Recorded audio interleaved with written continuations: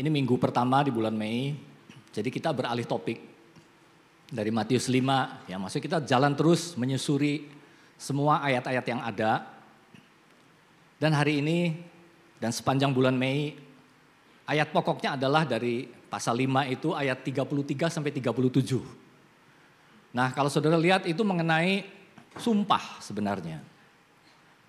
Jadi saya ingin kita tidak lupa meletakkan ini di dalam gambaran umumnya.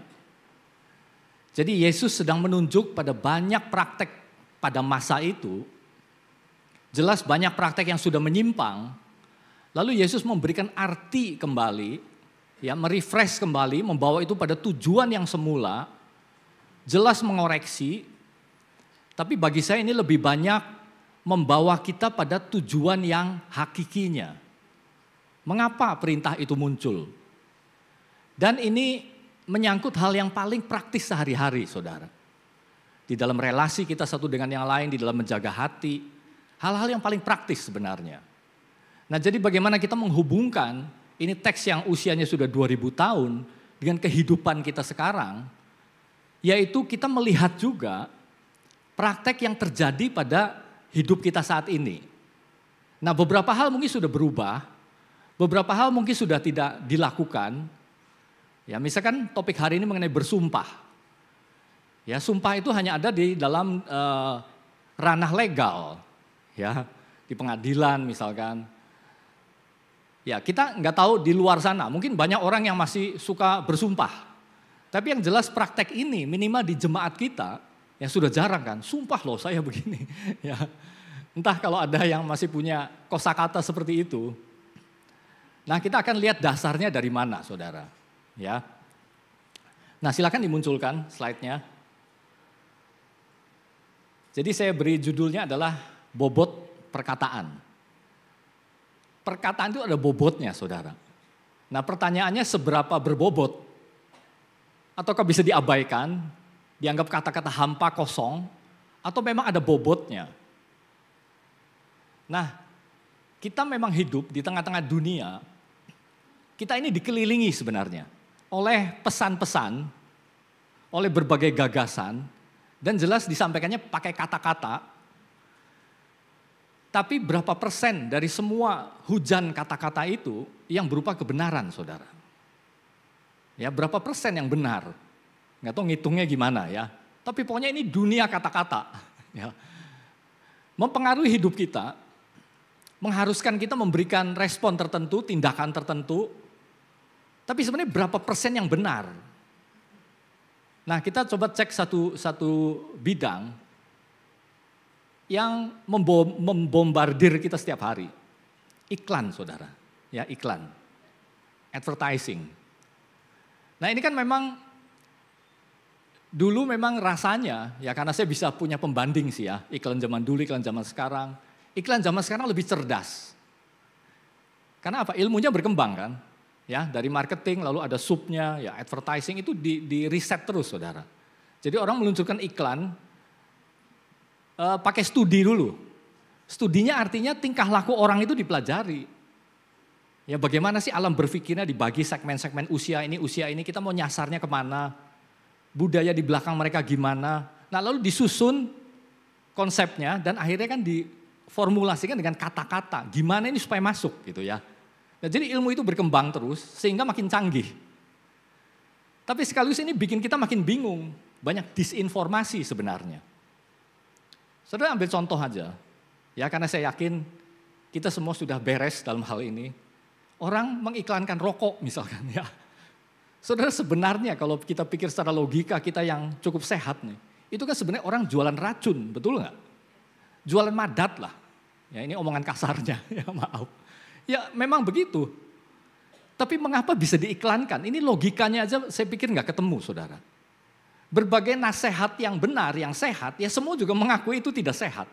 Tapi kok diiklankan, masih banyak yang beli, ya saudara banyak analisanya lah. Ya kenapa orang masih bisa beli. Bahkan mereka strateginya itu jangka panjang, saudara. Mereka nggak puas bahwa konsumennya ini hanya kelompok bapak-bapak. Mereka harus menyasar ini regenerasi nih. Generasi selanjutnya akan nyambung. Membeli produk ini siapa? Jadi lalu iklan disasar ke segmen yang lebih muda. Sampai menimbulkan protes. Kenapa sasarannya jadi pelajar gitu. Ya pernah itu kapan. Jadi maksudnya itu jelas bagi kita sesuatu yang gak benar lah. Nah lalu yang mungkin lebih dekat, banyak produk yang lain kan. Ya maaf mungkin saya menyasar satu jenis kelamin perempuan. Misalkan iklan skincare saudara. Ya, nah, saudara tahu lah. Ya, ya jelas saya nggak pernah pakai saudara. Tapi itu juga beberapa tahun yang lalu pernah bikin protes. Karena dijanjikan dalam 7 hari. Ya. Glowing. Lalu nilai-nilai di baliknya apa? Mengapa warna tertentu dianggap lebih baik daripada warna yang lain? Sehingga warna yang ini harus menuju pada warna yang ini dengan cara pakai produk ini. 7 hari. Dibilangnya apa? Apa itu? Ya tanpa cacat, tanpa kerut gitu ya. Dalam 7 hari akan glowing, bukan hanya glowing tapi nggak ada cacatnya. Saudara itu benar nggak sih saudara? Ya maksud saya nggak semua iklan nggak benar lah ya. Jelas persentasenya ada juga yang baik, yang memberi informasi, mendidik pasti ada. Tapi coba istilah anti-aging, anti-wrinkle, saudara benar enggak ya kita bisa benar-benar itu anti-aging, saya nggak bisa menua gitu ya. Ya sudah terbukti juga ada produknya. Jadi pakai bintang iklannya kan, memang ini sosok yang dia mencapai satu prestasi ya wanita ini di usia yang sudah 40 lebih lah katakan. Padahal itu profesi yang biasanya hanya untuk anak-anak muda. Tapi dia berhasil. Nah jadi dia dijadikan contoh. Ya ini buktinya. Ya tapi fotonya diedit saudara. Ditasap. Ya. Jadi ada kebohongan di situ. Maksudnya kita semua tahu lah. Tapi mengapa itu bisa seolah-olah benar? Karena mereka studi bahwa di dalam konsumen ini memang ada sesuatu yang diharapkan. Nah mereka merespon pada itu saudara. Jadi seperti gayung bersambut. Jadi akhirnya apa secara umum? Wah benar ini. Sebenarnya itu memanfaatkan satu kebutuhan di dalam ya konsumennya. Butuh ini, nah mereka studi kan. Oke berarti kita berikan ini. Ya soal produknya gimana ya nanti nomor sekian gitu. Jadi maksud saya adalah itu contoh saja ya saudara. Kata-kata itu sudah melenceng dari tujuan yang semula. Nah tujuan semulanya apa? Mengapa orang berkata-kata satu dengan yang lain? Ini sudah melenceng jauh sekali. Bahkan pada zaman Yesus pun itu sudah sangat jauh melenceng. Nah slide kedua, ini beberapa fakta ya saudara dari penelitian. Jadi katanya usia 4 tahun, 90% anak itu sudah bisa berbohong. Lalu penelitian yang sama mengatakan bahwa 60% orang berusia 18 tahun ke atas itu tidak dapat melakukan percakapan tanpa berbohong. Setiap 10 menit sekali. Jadi ini mungkin diambilnya orang yang ngomong terus. Ya kalau sudah diam ya jelas lah nggak mau bohong ya. Ini orang diambil survei entah gimana bentuk risetnya. Pokoknya orang disuruh terus bercakap-cakap terus. Lalu dicatat atau dideteksi. Jadi intinya bahkan rata-rata dalam 10 menit itu ada 3 kebohongan. Setiap 10 menit. Kalau orang ini ngomong terus. Nah saudara kita boleh setuju boleh tidak. Kita nggak tahu parameternya apa. Mungkin ini termasuk basa-basi misalkan. Ya basa-basi kan sebenarnya nggak begitu betul ya saudara. Kita kadang mengatakan sesuatu demi sopan santun. Demi mengenakan hati orang pendengarnya. Tapi sebenarnya itu kebenarannya nggak 100%. Mungkin itu termasuk. Ya jadi jelas makanya angkanya mengejutkan gitu. Nah ini mudah-mudahan berbeda dengan anak-anak Tuhan, ya saudara. Mudah-mudahan persentase ini nggak berlaku atas kita gitu. Tapi maksud saya, memang relasi kita satu dengan yang lain itu paling banyak dilakukan dengan kata-kata. Ya kita bicara gitu, bicara dan mendengar. Nah sebenarnya kalau dilihat dari tujuan dasarnya, kenapa orang saling berbicara satu dengan yang lain? Ya pertama untuk memberitahu. Jadi maksudnya sifatnya itu informatif. Kedua, bukan memberitahu satu informasi saja, tapi itu mengekspresikan sesuatu. Ya, informasi itu misalkan, wah kemarin skornya berapa ya lawan Irak itu? Ya, nah disampaikan kan. Nah itu informasi, oh jadi tahu. Oh, tapi masih ada peluang katanya ngelawan siapa itu ya, U23 maksud saya. Oh jadi dapat informasi. Lalu ada lagi yang mengekspresikan sesuatu, orang bicara tuh. Wah saya senang sekali, ya saya sangat bersemangat. Ya jadi satu ekspresi. Nah lalu yang ketiga, orang kenapa berbicara? Biasanya untuk satu permintaan atau satu perintah misalkan. Jadi direktif gitu sifatnya. Ya untuk itulah kata-kata yang paling dasar tuh itu fungsinya saudara. Nah tetapi, kenapa lalu perkataan manusia itu bisa jadi rumit? Bisa multitafsir. Ada sesuatu yang di belakang gitu ya. Kenapa? Atau malah, yang ini gak berbobot sehingga boleh diabaikan. Jadi intinya, mengapa lalu kata-kata menjadi tidak dapat dipercaya, saudara? Ya. Nah, jadi maksud saya ada sesuatu, saudara. Ya, perkataan harusnya menjadi alat komunikasi yang jelas kan, jelas gitu. Tapi akhirnya malah ini banyak bias di tengah-tengahnya. Kenapa orang bisa tersinggung? Kenapa lalu ada salah paham? Apakah kosakatanya nggak cukup gitu? Sehingga informasi yang gak jelas, yang nangkepnya gak jelas, ya itu bisa terjadi. Nah tapi kita akan belajar ada sesuatu saudara. Ya, nah coba kita lihat teksnya dulu, slide 3, Matius 5. Ya. Kamu telah mendengar pula yang difirmankan kepada nenek moyang kita. Jangan bersumpah palsu, melainkan peganglah sumpahmu di depan Tuhan. Tetapi aku berkata kepadamu, janganlah sekali-kali bersumpah. Baik demi langit, karena langit adalah tahta Allah, maupun demi bumi, karena bumi adalah tumpuan kakinya, ataupun demi Yerusalem, karena Yerusalem adalah kota raja besar. Janganlah juga engkau bersumpah demi kepalamu, karena engkau tidak berkuasa memutihkan atau menghitamkan sehelai rambut pun. Jika ya, hendaklah kamu katakan ya. Jika tidak, hendaklah kamu katakan tidak. Apa yang lebih daripada itu berasal dari si jahat.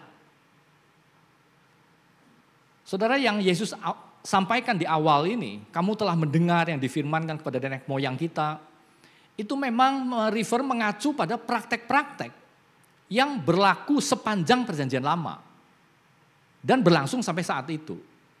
Hanya sudah terjadi mulai melenceng gitu ya. Tapi kalau di dalam perjanjian lama memang lumrah, itu praktek yang wajar bahwa seseorang bersumpah. Ya jelas sebabnya pertama, karena kata-kata akhirnya menjadi terlalu ringan, sehingga harus dikasih bobot, gitu ya. Orang sudah dengan wajarnya berbohong, mendisinformasi, menyampaikan hal-hal yang salah, hal-hal yang tersembunyi, yang penuh kepalsuan, sehingga harus ditegakkan satu kebiasaan namanya bersumpah.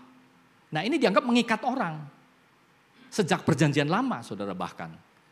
Jadi kondisi ini mirip nggak? Mirip kan? Nah cuma dulu berusaha diatasinya atau minimal diminimalisirnya dengan bersumpah. Jadi kalau orang bersumpah, pertama untuk menegaskan bahwa saya jujur. Jujur, makanya saya bersumpah. Lalu yang kedua, kalau ini sesuatu yang sifatnya nanti di depan, saya bersumpah supaya saya nanti menepati itu yang belum terjadi. Demi Tuhan yang hidup, saya pasti akan lakukan ini misalkan. Atau yang ketiga, ini bentuk komitmen pada satu perbuatan. Entah dia do atau don't. Saya akan lakukan itu atau saya tidak akan lakukan itu. Bersumpahlah bahwa engkau tidak akan melakukan ini.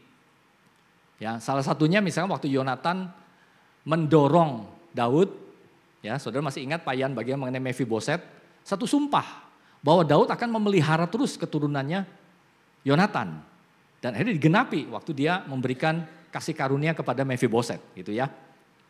Nah jadi ini tujuannya itu supaya kata-kata punya bobot. Nah tetapi pada zaman Yesus ini melenceng. Jadi dulu mungkin oke, ini berhasil membimbing orang supaya jadi benar gitu. Kata-kata tuh jadi berbobot. Tapi masuk zaman itu entah sejak kapan ya, intertestamental aja 400 tahun. Itu imam-imam, pemimpin-pemimpin agama sudah melakukan praktek yang ngaco gitu boleh dibilang. Makanya Yesus katakan apa? Jadi mereka gini, mereka kan masih takut akan nama Tuhan. Jadi kalau bersumpah demi Tuhan, mereka masih takut bahwa ini enggak boleh dilanggar. Tapi lalu mereka mencari celah. Ada yang masih boleh dilanggar. Ya, jangan langsung kaitkan dengan Tuhan, tapi kaitkan dengan sorga. Nah ini kan nggak langsung terkait dengan Tuhan katanya. Sumpah demi sorga nggak apa-apa kalau kamu nanti nggak bisa memenuhi, ya toh nggak menyebut nama Tuhan, kan sorga. Nah kalau gitu bumi gimana? Ya bumi boleh lah. Atau supaya lebih yakin, sumpah demi kepalamu. Gitu ya. Jadi prakteknya itu kayak gitu saudara. Supaya bisa dilanggar maksudnya. Karena itu Yesus bilang jangan. Oleh Yesus semuanya kembali dikaitkan dengan Tuhan. Kamu demi sorga, sorga adalah tahta Allah. Demi bumi, bumi tumpuan kaki Allah. Demi kepala, kamu gak berkuasa menghitamkan, memutihkan selai rambut pun. Jadi semuanya dikembalikan kepada Tuhan oleh Yesus. Ya. Nah jadi saudara, Yesus mengaitkan kembali. Lalu Yesus mengatakan bahwa sebenarnya secara tidak langsung Allah mendengar dan mengetahui semua perkataan kita, janji kita, motivasi hati kita. Kamu akan tepati pada waktu kamu ngomong, atau pada waktu ngomong pun kamu sudah bertekad tidak akan menepati, Allah tahu. Motivasi yang terdalam Tuhan tahu. Ya. Nah jadi slide 4. Saudara sebenarnya ada apa ya di balik kata-kata? Nah tadi saya sudah nyinggung beberapa kali, mengapa kata-kata menjadi serba susah, saudara? Karena di balik itu kan ada satu gagasan. Nah seringkali ini sudah beda, di pikiran sama yang keluar itu sudah beda, saudara. Ya, hidung yang asli sama hidung bayangannya sudah beda di sini ya. Saudara tahu kalau dikaitkan dengan hidung itu kisah apa ya? Pinocchio ya, Pinocchio. Ya, saya pastikan barangkali ada yang nggak tahu ya. Jadi gini saudara, mengapa kata-kata jadi serba susah? Karena ada gagasan di balik kata-kata. Masalahnya, gagasan yang di balik kata-kata ini kan berasal dari pikiran. Nah kita semua tahu bahwa pikiran manusia sudah diwarnai dengan dosa. Jadi itu masalahnya saudara. Sudah diganggu oleh yang namanya dosa. Nah saya ambil contoh aja gini ya, ini ambil contoh. Mudah-mudahan kita terus berpikir netral. Saudara kalau kita bilang pohon itu pendek, nggak ada masalah. Ya, pohonnya jelas lah ada yang pendek, ada yang tinggi, tergantung jenisnya kan. Tapi pada waktu kita bilang orang itu pendek, misalkan, kita jadinya kan harus lebih hati-hati saudara. Ya. Karena lalu ini dikaitkan dengan satu konsep lah, intinya sih gitu. Sehingga kita harus lebih hati-hati. Ada yang bilang, wah itu berarti membuli, itu berarti menghina. Kenapa saudara? Kenapa kita anggap bahwa kalau bilang orang itu pendek itu berarti membuli atau menghina? Kenapa? Kita gali terus nih ya, kita mau menelusuri. Saya mengajak saudara bersama-sama menelusuri terus sampai ketemu akarnya saudara. Karena saya katakan bahwa di balik itu bisa ada dosa. Mengapa itu jadi masalah? Karena ada satu nilai, bahwa yang satu lebih baik daripada yang lain. Nah nilai itu munculnya dari mana? Kenapa buat pohon oke, tapi buat orang tidak oke? Karena orang pikir bahwa yang satu lebih baik, yang satu kurang baik sehingga itu dianggap menghina. Ya saudara, sama seperti gagasan di balik iklan. Mengapa warna kulit tertentu dianggap ini lebih glowing? Kenapa yang ini dianggap kualitasnya di bawah sehingga yang ini harus ngejar yang ini? Itu idenya apa di balik itu saudara? Ya. Jadi di dalam kata-kata bisa jadi konotasi menghina. Atau bagi yang menerimanya jadi terhina. Ya. Nah saudara, terhina juga ini kan bisa salah. Kenapa sih orang jadi terhina? Bayangkan kalau orang mengatakan itu tanpa ada prejudis apapun. Seperti pohon pendek aja, fakta. Tapi mengapa itu bagi orang bisa melukai? Nah kalau kita telusur, oh mungkin ada rasa insecure saudara. Lah kenapa bisa ada rasa insecure? Karena biasa orang membandingkan. Ya, itu maksud saya. Nah, jadi saudara, saya akan ajak saudara, ya slide kelima. Ya, jadi pesan hari ini singkat saja supaya saudara lebih mudah menangkapnya. Saya mengajak saudara mengimajinasikan, ya, membayangkan, walaupun ini sulit. Bayangkan suatu dunia tanpa dosa, saudara. Ingat, dosa berasal dari akar kan, dari hati, dari pikiran. Nah, akar itu nggak ada, saudara. Biasanya paling mirip, kita membayangkan dunia anak-anak. Ya, karena anak-anak biasanya kan belum ada prejudis gitu. Mereka belum berhasil mengambil satu kerangka, belum berhasil mengadopsi satu cara berpikir. Jadi mereka berpikir ya hitam putih aja. Tapi ketahuilah saudara, bahwa ini pun sudah mulai terganggu. Karena saya mengalami sendiri berkomunikasi dengan seorang anak, ya usianya 6 tahun. Waktu saya katakan, jadi kita sambil jalan ya, lalu menilai mengenai pohon. Ya, makanya saya ambil contoh pohon tadi. Karena pohon di rumah saya kok banyak kena hama, kutu. Wah, pohonnya orang-orang kenapa bagus ya. Tapi lalu kita menemukan ada satu pohon juga, pucuk merah, yang jelek juga. Jadi bilang, nah itu jelek juga tuh. Anak saya langsung bilang, ya, yang paling kecil itu, jangan papi, itu menghina namanya. Ya. Jadi dia sudah mengadopsi satu cara berpikir kan. Waktu saya bilang, ya itu mobil, nah ini yang baru, nah ya ini udah tua nih mobilnya, udah lama. Jangan papi, itu menghina. Ya karena memang tua kan tahunnya, 2006 misalkan. Ya layak kan dibilang mobil tua, usianya sudah hampir. Ya. Jadi sesuatu yang bagi saya netral, bagi dia ternyata sudah mengadopsi satu sistem nilai. Bahwa itu menghina, ini lebih baik dari yang ini, itu bisa menyinggung orang. Jadi saudara, ini dunia. Nah ini makin kita besar kan makin kompleks. Makanya saya ajak kita, ayo bisa nggak kita membayangkan dunia yang tanpa dosa. Jadi paling dekat ya Taman Eden, saudara. Ya walaupun itu singkat, pasalnya itu singkat sekali di dalam Kejadian. Tapi kita boleh berandai-andai, berimajinasi di situ. Bentuk komunikasi dua orang ini di Taman Eden. Ya, misalkan bilang, saya lapar, ayo kita makan. Ya, satu ada informasi kan, saya lapar, ayo kita makan. Satu ada direktif, ya mengajak atau memerintah. Ya ditangkap apa adanya kan saudara.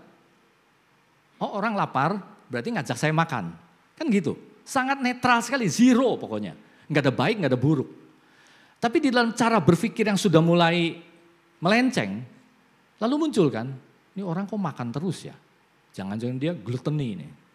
Ini gembul nih misalkan ya. Kok makan terus? Nah mulai ada prejudis saudara. Itu yang bikin masalah.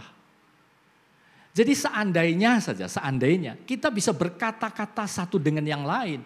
Dengan apa adanya, tanpa ada prejudis, tanpa ada dosa bahkan. Coba saudara bayangkan tingkat komunikasi kita seperti apa? Murni saudara, tulus, benar-benar kembali pada manfaat dari kata-kata, nggak ada rumit, ya, nggak ada kerumitan di situ.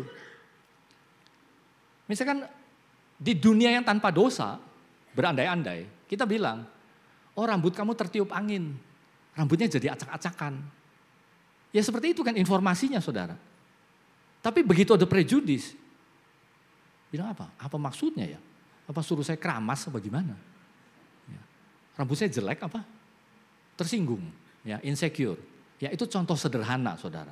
Saudara kaitkan dengan hal-hal yang makin kompleks coba dalam hubungan kita satu dengan yang lain. Belum adanya perbedaan sudut pandang ini itu. Karena itu saudara, Yesus ingin pendengarnya melihat lagi. Jika ya katakan ya, jika tidak katakan tidak. Maksudnya apa? Murni maksudnya. Bagaimana kita bisa keluar dari kerumitan efek dosa ini, mengembalikan kata-kata kita pada tujuan yang seasli mungkin. Ya katakan ya, tidak katakan tidak. Nah saudara, saya tahu bahwa ini prakteknya susah. Karena kan kita sudah ada budaya, sudah ada konsep. Tapi sekali lagi ingat dibaliknya apa saudara? Ya. Nah jadi singkat, ya ini slide terakhir, slide ke-6. Ini 3 hal yang kita coba bangun, ya berusaha untuk bangun saudara. Pertama kita membangun hormat, kedua komitmen, ya dengan kata-kata kita, ketiga ketulusan. Hormat, komitmen, tulus hati. Nah yang satu, hormat kepada Tuhan itu ditunjukkan juga dengan perkataan kita kepada sesama. Baik itu sifatnya ngasih tahu, Ya, baik itu sifatnya mengekspresikan sesuatu dari hati kita maupun meminta sesuatu. Ingat bahwa di atas semuanya ada kedaulatan Tuhan yang sedang berlangsung. Ya, jadi ingat contohnya tadi, demi sorga, demi bumi, demi Yerusalem, demi kepala saya. Dipikirnya kalau enggak terkait dengan nama Tuhan aman, boleh dilanggar. Yesus mengingatkan lagi, apapun juga yang kamu ucapkan, Tuhan tahu. Semuanya dikaitkan kembali oleh Yesus kepada Tuhan. Nah, kita yang di bawah kita enggak sadar. Karena Tuhannya enggak kelihatan kan. Enak aja ngomong A, ngomong B. Kita bahkan enggak hitung kita bisa memenuhi apa atau tidak. Mengumbar janji misalkan. Mengatakan kebohongan. Enggak apa-apa, kebohongannya hanya 20% misalkan. Ya, contoh itu saudara. Kita pikir aman. Kita hanya memandang pada situasi yang di sini. Padahal hormat kepada Tuhan selalu menyadari bahwa Dia maha hadir. Dia tahu hati kita. Nah yang kedua, komitmen itu maksudnya selalu berusaha menempati janji saudara. Selalu berusaha untuk benar gitu di dalam perkataan kita. Benar, jangan ada error, jangan ada bias. Ya katakan ya, tidak katakan tidak. Nah sekali lagi saya sudah singgung, susahnya orang hanya ingin dengar kata-kata yang menyenangkan kan. Ya, itu bagian dari etika kita, bagian dari sopan santun. Ya, jangan terlalu, ya sebenarnya bisa aja dibalikkan ada rasa insecure. Saudara ini memang alami dari manusia yang sudah jatuh di dalam dosa adalah dia sangat kecil toleransinya terhadap kritik. Sebaliknya dia sangat haus telinganya terhadap pujian, pengakuan, persetujuan. Itu alami manusia yang berdosa. Coba bayangkan kalau nggak ada dosa saudara. Jadi misalnya sesuatu salah misalkan, ya katakan salah kan. Nggak ada rasa nggak enaknya kan. Tapi namanya manusia yang punya ego. Kalau dibilang salah, itu banyak sakitnya daripada setujunya. Ya jujur sih tuh kalau ada orang bilang, Pak Yosef salah gini-gini. Ya saya berusaha di muka gini-gini ya. Tapi dalam hati tuh nggak enak saudara. Dan saya mencari cara-cara untuk mendebat. Jujur. Ya itu manusia kan begitu. Jadi ini kesulitannya saudara. Jadi kalau kita tahu bahwa ini masalahnya, ini penghalangnya. Kita jadi ngerti apa maksudnya tulus. Kembali saudara. Tulus itu ya berarti kita transparan. Apa sih? Wong kita semua ini pendosa kok. Ya, dulunya pendosa dan sekarang pun masih bisa berbuat dosa. Apakah saya orang paling sempurna? Tidak, jelas. Saya pikir saya bagus dalam bidang tertentu. Ada jutaan orang yang lebih bagus dalam bidang itu. Jadi sebenarnya apa gitu yang perlu saya pertahankan? Oh malu, oh kehormatan. Apa yang bikin saya merasa terhormat? Apakah karena pujian? Ya, apakah karena sanjungan? Apakah karena setelah dibandingkan saya diputuskan unggul? Hormat berarti. Nah saudara lihat, hal-hal itu tuh ada saudara dalam hati kita. Jadi ini topik yang penting karena sebenarnya ujungnya menyasar pada hati juga. Kalau kita menata hati kita dan selalu ingat kata-kata Yesus ini. Apa sih yang Yesus maksudkan? Percayalah saudara, kita akan lebih mudah. Ya, keakuan kita sedikit demi sedikit itu diturunkan. Kita masuk di dalam track yang benar. Mengembalikan komunikasi itu, kata-kata itu semurni mungkin. Setulus mungkin. Coba rumit kan saudara. Kita ingin kata-kata berlangsung dengan baik. Tapi hati orang dipenuhi dengan ketidaktulusan, bahkan kemunafikan. Bahkan kebohongan, agenda-agenda tersembunyi, ego-ego pribadi. Saudara ini kan rumit sekali. Ya. Jadi bangun satu budaya untuk mengatakan kebenaran. Nah, saudara sudah pernah mendengar pesannya. Katakan kebenaran di dalam kasih. Itu pengimbangnya. Karena memang kita nembakin orang terus salah-salah, kritik terus. Tanpa ada pengakuan, ya tanpa ada kasih, ini jadinya nggak efektif. Ya, jadi itu caranya. Tapi intinya dari poin 2 adalah komitmennya saudara. Ya, bagaimana komitmen ini dilakukan di dalam kebenaran dibungkus dengan kasih. Atau mendirikan kebenaran tapi dasarnya adalah kasih. Ya itu. Dan yang ketiga, respon hati berarti saudara. Ya, kalau kita sebagai pihak yang dikata-katai, ya maksudnya penerima perkataan, yang diberitahu. hati kita responnya itu sangat penting sekali. Yaitu apa? Ya seperti tadi saya singgung. Jangan ada gengsi lah maksudnya ya. Ya strata masyarakat mendudukan kita pada gengsi-gengsi tertentu. Oh kamu kedudukannya ini, jadi kalau diginiin gak pantas. Ya itu mungkin ada benarnya saudara. Ya dunia tanpa struktur juga kacau. Tapi masuk di dalam esensinya.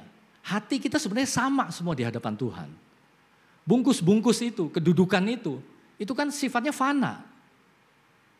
Pada waktu semua orang berdiri di hadapan Tuhan, sama enggak? Sama saudara. Ya. Apakah Tuhan memberi bobot? Oke, dulunya kamu adalah seorang presiden, ya kamu lebih terhormat. Ya, hanya tanggung jawabnya aja yang beda, saudara. Ya, tapi kita menarik label itu, melekatkannya begitu kaku sehingga itu harus. Ya, jadi respon hati kita, coba bayangkan, ya ini berandai-andai saja. Profesi seorang presiden, tapi punya hati seorang hamba. Siapa saudara? Yesus. Ya kan, sudah berulang-ulang dikatakan kesetaraannya dengan Allah saudara. Bukan milik yang harus dipertahankan. Jadi Alkitab itu sudah sangat letterlek menunjukkan ini loh. Tapi kita yang mengaku pengikutnya, kita ingin lakukan hal yang berbeda. Kalau saya setara dengan ini, saya harus diperlakukan seperti ini. Jadi akhirnya waktu kita menerima kata-kata, respon kita tuh jadi beda. Alkitab sudah jelas, lihat ini pola yang sempurna seperti ini. Dia setara dengan yang Allah, setara. Tapi itu bukan milik yang harus dipertahankan. Kosongkan, dia mengosongkan dirinya, mengambil rupa seorang hamba, mengambil rupa seorang manusia, dan taat sampai mati. Jadi saudara lihat ini perjalanan dari begitu tingginya sampai begitu rendahnya. Jadi kita tanya, lalu mengapa kita sulit sekali? Ya, jadi itu respon hati saudara pada waktu menerima perkataan. Percayalah akan jauh lebih mudah. Kalau kita punya kerendahan hati yang tulus, ini akan jauh lebih mudah saudara. Ya, biarlah kita terus belajar ya membangun 3 hal ini. Amin. Baik. Saudara, kita akan melakukan perjamuan kudus. Barangkali ada dari saudara yang tadi belum sempat ambil, ya silakan angkat tangannya supaya Asher bisa melayani. Ya silakan kalau ada yang belum punya roti dan anggur, saudara boleh angkat tangannya. Ya di sebelah sana. Ya Asher silakan. Ada lagi saudara? Di sini sudah semua ya. Oke. Nah jadi saudara, kembali pada kata kunci adalah janji. Ya. Alkitab banyak mengatakan mengenai janji Allah. Tuhan berjanji. Bahkan Tuhan pun bersumpah. Lalu mengapa Yesus melarang kita bersumpah sedangkan Allah sendiri bersumpah? Saudara ingat sesuatu yang namanya Allah merendahkan hati untuk masuk pada tataran manusia. Jadi pada waktu Allah bersumpah, itu artinya bahwa komunikasi orang, kata-kata satu dengan yang lain, itu sudah sedemikian tidak dapat dipercaya. Lalu Allah merendahkan dirinya, sehingga dia pun bersumpah demi dirinya sendiri. Supaya bisa dipercaya oleh manusia. Itulah yang namanya sumpah atau perjanjian. Pakai kata covenant. Alkitab kita ada perjanjian lama, perjanjian baru. Itu sebenarnya janjinya Tuhan, saudara. Dan kita lihat bagaimana Tuhan menepati janji itu. Lalu kita lihat bagaimana Tuhan menepatinya di dalam cara yang begitu luar biasa. Dia menepati janji itu dengan darahnya sendiri. Dia katakan inilah darah perjanjian baru yang dicurahkan bagimu. Ya, roti ini dipecah-pecahkan. Itu menggenapi janjinya Tuhan. Jadi setiap kali kita lakukan ini, hal yang penting sekali saudara. Kita ingat memperingati bagaimana janji Tuhan itu digenapi. Amin, sehingga kita bisa ada di sini pada hari ini. Kita bisa memanggil dia, bisa bernyanyi bagi dia, menyembah dia. Kita bahkan bisa mendengarkan firman-Nya, membacanya sendiri, mendiskusikannya. Kita menjadi orang yang berbeda, bukan? Itu semua karena janji Tuhan. Amin. Mari saya undang saudara kita bangkit berdiri. Kita angkat roti ini dengan hati yang penuh syukur, saudara. Kita ingat bahwa 2000 tahun yang lalu Yesus lakukan hal yang sama dan menyuruh murid-muridnya saat itu untuk lakukan secara rutin sebagai peringatan akan aku, kata Yesus. Jadi inilah kita masih tersambung. Kita memperingati apa yang Yesus lakukan dan itu lahir dari janji Allah. Amin, saudara. Mari kita makan roti ini dengan penuh syukur.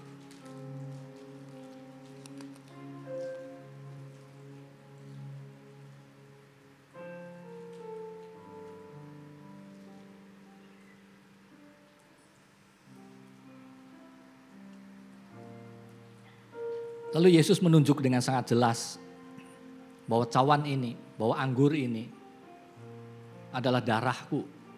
Darah perjanjian baru yang dicurahkan, ditumpahkan bagi kita. Bahwa ini adalah penggenapan janji Tuhan untuk membasuh dosa kita. Mengampuni semua cacat celah kehinaan kita. Menjadi layak di hadapannya. Bahwa karena iman kita kepada Kristus, darahnya menyucikan kita di hadapan Tuhan. Mari saudara, dengan penuh syukur kita terima rahmat Tuhan ini.